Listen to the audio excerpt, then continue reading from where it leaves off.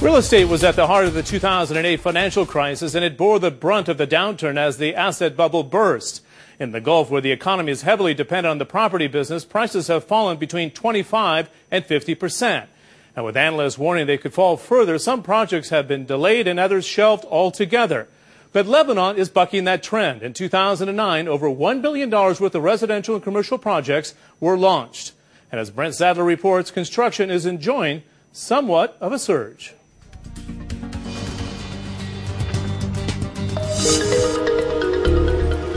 In Beirut, they're building as if there is no tomorrow. High-rise developments have mushroomed along with the cranes. It is an unprecedented building boom, reshaping the city's skyline into a panorama for vertical living. So 250 people. Bassam Halabi is a US-educated property developer. This piece of land where we are in today is a sample of what's going on in Lebanon. High density, high rise, low density, everything is taking place at the same time. And there is a rich menu of choices aimed to please hungry buyers and tempt ambitious investors. Real estate in Lebanon is undervalued, so everybody run to Lebanon to cope up with this increase in prices, which are now comparable to the market across the region. The hyper real estate sector coincides with a period of relative calm in Lebanon's unpredictable and sometimes violent politics. Only 2 years ago, deadly gun battles erupted between rival political parties. And in 2006, a full-scale war with Israel wrecked much of Lebanon's infrastructure and damaged its economy. Yet, incredibly, even when the bombs were falling, people were buying.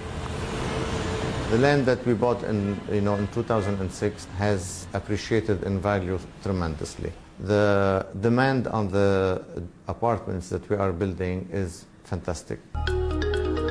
Lebanon has turned into an investment haven at a time when other regions, especially in the Gulf Emirate of Dubai, face a cash flow crisis.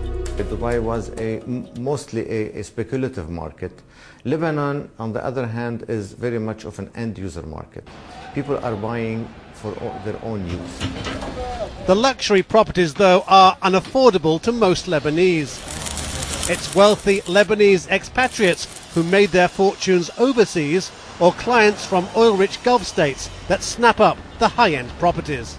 But amid this frenzy of real estate development, there are words of caution, even criticism, that the impact of such large-scale construction in a relatively small city will eventually obliterate what little is left of Beirut's rich architectural heritage. Some architects say that too many Ottoman-era buildings are being reduced to rubble to make way for high-rise towers. Mona Al-Halak claims Beirut is suffering an urban catastrophe. I'm an architect, I build towers too, but a tower cannot happen next door to an old building that is a 1920 building because there's a scale. It's not because the tower is nice or the building is nice. Together they don't go. Rising and imposing 260 meters above sea level. Promising to become Lebanon's tallest skyscraper in 2014, Sama Beirut will stand 50 floors high. The penthouse price? $25 million for 1,500 square meters of luxurious living.